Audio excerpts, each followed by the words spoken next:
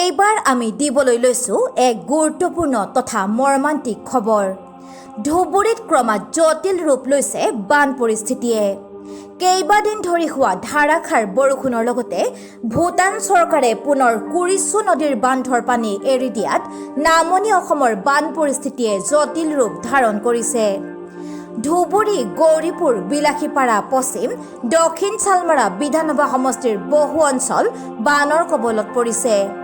বানত বুৰ গৈছে শ শ কৃষকৰ মৰাপাট, কুঁহিয়াৰ, পাচলি খেতি।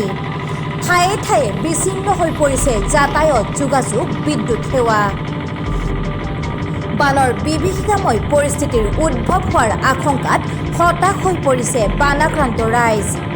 উল্লেখ্য যে বছৰৰ প্ৰথমটো বানত ক্ষতিগ্ৰস্ত কৃষকে চৰকাৰৰ ফালৰ পৰা কোনো ধৰণৰ সহায় সাহায্য নোপোৱাতে পুনৰ বানৰ ভয়াৱহতাই শংকিত কৰিছে জনতাক।